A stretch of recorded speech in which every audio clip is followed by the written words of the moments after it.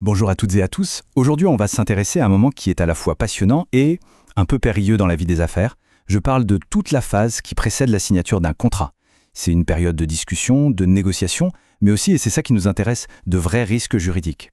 Alors comment le droit français encadre-t-il ce balai qui est parfois assez délicat? La question qui va nous guider est assez simple, mais elle est vraiment essentielle. Quand on négocie un contrat, est-ce qu'on est dans une sorte d'espace de liberté totale où tout est permis, ou est-ce qu'on est plutôt en train de marcher sur un terrain miné par la loi? C'est ce paradoxe qu'on va décortiquer ensemble. Alors, pour y voir plus clair, voilà notre plan de route en 5 étapes. On va commencer par le grand principe, la liberté.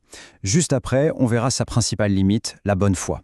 Ensuite, on regardera les conséquences d'une rupture abusive, les devoirs bien spécifiques des négociateurs, et pour finir, comment on peut organiser un peu tout ça de manière formelle. Allez, on commence par le commencement. La règle d'or en droit français, la négociation, c'est avant tout un espace de liberté. Juste un petit point de vocabulaire pour être sûr qu'on parle bien de la même chose.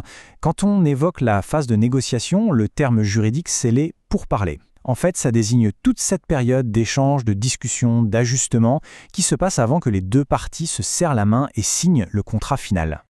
Cette liberté, qui est d'ailleurs consacrée par l'article 1111 du Code civil, elle repose sur 3 piliers.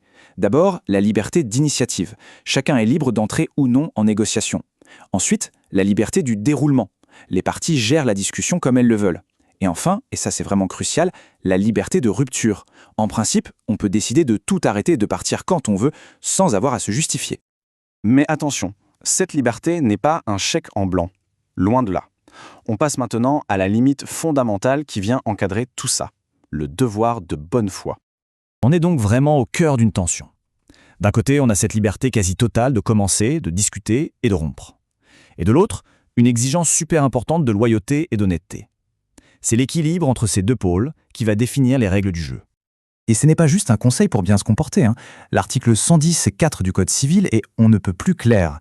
La bonne foi, elle est obligatoire à toutes les étapes, y compris pendant la négociation. Et quand le texte dit que c'est d'ordre public, ça veut dire que c'est une règle absolue. On ne peut pas y déroger, même si tout le monde est d'accord. C'est non négociable. Bon, et alors il se passe quoi si on dépasse cette ligne rouge? Si on utilise sa liberté de rompre, mais de mauvaise foi? Eh bien on tombe dans ce qu'on appelle la rupture abusive, avec toutes les conséquences juridiques que ça implique. Une rupture abusive, c'est quoi concrètement? Attention, ce n'est pas le fait de rompre qui est une faute, c'est la manière de rompre. Par exemple, claquer la porte brutalement, sans raison valable, alors qu'on était à 2 doigts de signer. Ou encore, faire semblant de négocier juste pour piquer des infos sans jamais avoir eu l'intention de conclure. Un autre cas classique, laisser son partenaire dépenser du temps et de l'argent dans des études, tout en sachant très bien qu'on est en train de signer avec quelqu'un d'autre en douce. Alors, on en vient au point crucial, la réparation. Si une faute est prouvée, qu'est-ce que la victime peut obtenir? L'article 1112 du Code civil, qui s'inspire du fameux arrêt Manoukian, est très précis là-dessus. On peut se faire rembourser les pertes qu'on a subies, les frais de déplacement, les études techniques, les honoraires d'avocat, tout ça, c'est oui. En revanche, et c'est le point à retenir, on ne peut pas demander à être indemnisé pour les bénéfices qu'on espérait faire avec le contrat qui n'a finalement pas été signé. Les gains manqués, ça, la justice ne les accorde pas. Une petite précision technique, mais importante.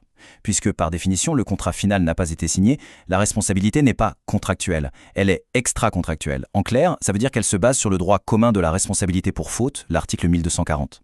La faute, c'est le mauvais comportement pendant les négos, ce n'est pas la mauvaise exécution d'un contrat qui n'existe pas.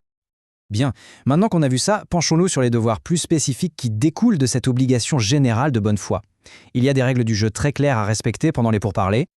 Le premier devoir majeur, c'est le devoir d'information, qui est inscrit noir sur blanc à l'article 1112.2.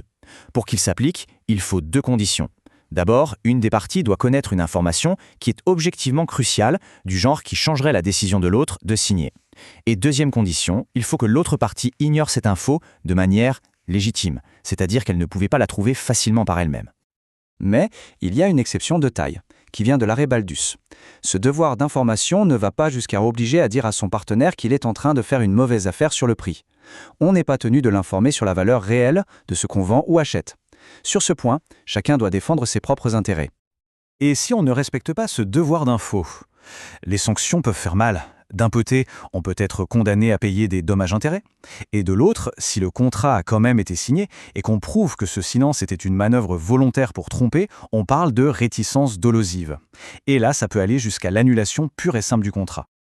Le deuxième grand devoir, c'est la confidentialité. C'est simple. Si, Pendant les discussions, on reçoit des informations sensibles, des secrets d'affaires, on n'a pas le droit de les utiliser pour son propre business, ni de les révéler à d'autres. Si on le fait, on engage sa responsabilité, là aussi, sur le terrain extra-contractuel. Face à tous ces risques, il est logique que les parties cherchent à sécuriser un peu leurs discussions, à les organiser. C'est justement le rôle des avant-contrats, qu'on appelle aussi contrats de négociation. On en trouve de plusieurs sortes. Par exemple, la lettre d'intention, qui peut fixer un calendrier. L'accord de principe, lui, constate que tout le monde est d'accord sur les grandes lignes, mais qu'il reste des détails à régler. Et enfin, l'accord partiel, qui va encore plus loin. Il rend certains points déjà négociés définitifs et obligatoires, même si la discussion continue sur le reste.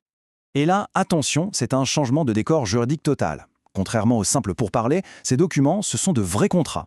Du coup, ne pas respecter une clause de confidentialité qui était dans une lettre d'intention, ce n'est plus une simple faute de comportement, c'est une violation de contrat. La responsabilité devient donc contractuelle. Et ça peut changer pas mal de choses, notamment sur la réparation du préjudice. On le voit bien, la phase précontractuelle, c'est tout sauf une zone de non-droit. C'est un parcours qui est bien balisé entre le principe de liberté et l'exigence de loyauté. Ce qui nous laisse avec une dernière question pour la route. Cette fameuse bonne foi, est-ce que c'est juste une contrainte, un devoir moral que la loi nous impose, ou est-ce que ça ne pourrait pas être finalement un véritable atout, un outil stratégique pour mener des négociations plus saines et construire des relations d'affaires qui durent? La réponse n'est pas si évidente. Merci d'avoir suivi cette analyse.